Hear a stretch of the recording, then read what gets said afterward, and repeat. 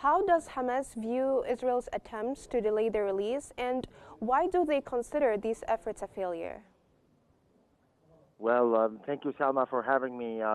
Basically, it's because they knew in advance and from the experience of the first stage of the ceasefire deal that Israel will always look for excuses to delay the implementation of the deal or even to come up with a totally new deal.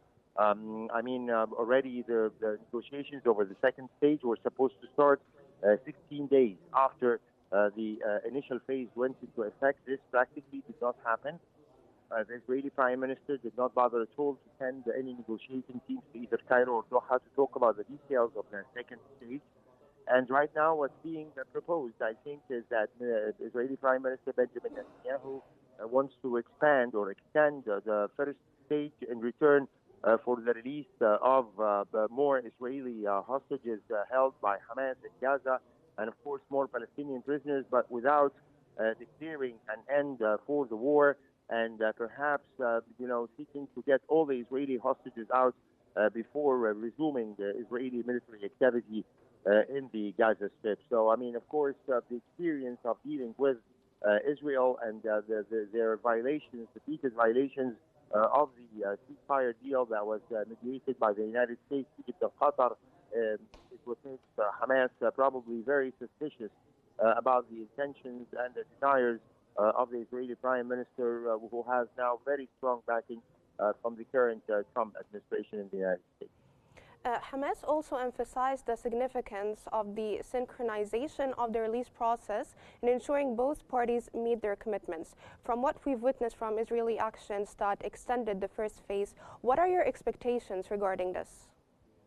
Well, unfortunately, so far, even in the initial agreement, there was some expectation that the second stage negotiations is going to take a long time.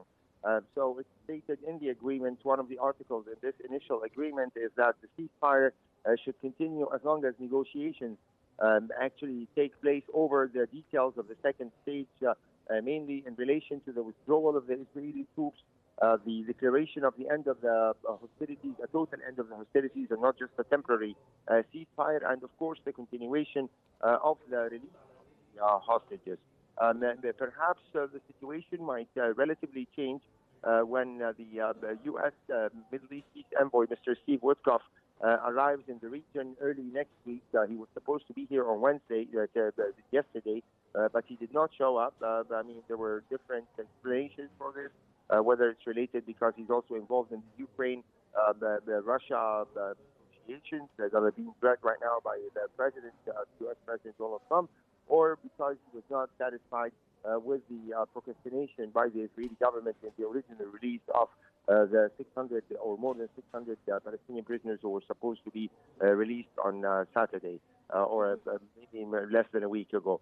So right now there's a lot of expectation from the attitude of the U.S. administration, the Trump administration, whether they're going to ask Netanyahu to stick to the original agreement or they will go along with his demand to extend the first phase, release all the hostages without practically changing the situation in Gaza or carrying out the obligations that are not only, by the way, Salma, related to the issue of release of prisoners and the Israeli withdrawal, but also, very importantly for us here in Egypt, the withdrawal from the so-called Philadelphia corridor along the border between Egypt and Gaza, because even according to the peace accords between Egypt and Israel, the Camp David agreements, there's not supposed to be any Israeli troops on the border between Egypt and Gaza. Yes, so, again, Egypt is very much concerned about the implementation of the agreement because we don't want to see the Israeli troops along the border.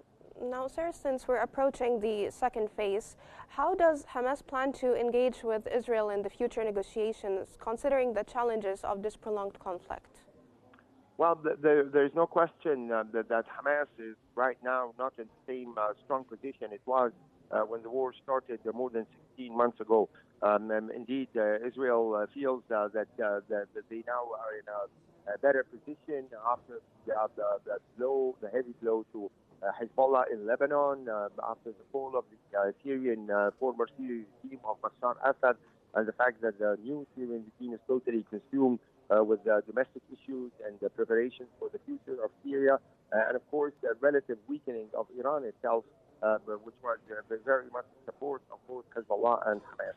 So that perhaps maybe Hamas would need to show some flexibility, actually, as it has. The recent latest exchange, as you've noticed, Salma, the handover of the four bodies of the Israeli hostages last night did not occur within any ceremonies or state events that Hamas has done in the past.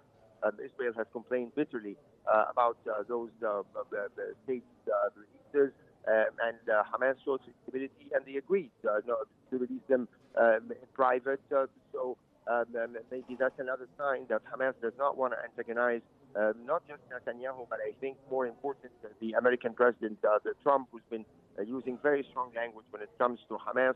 So I expect most probably Hamas will need to show some flexibility, not just on the releases, but more important, of course, Salma, is the issue of who's going to run Gaza in case the second stage negotiations succeeded and we have a permanent cessation of hostilities.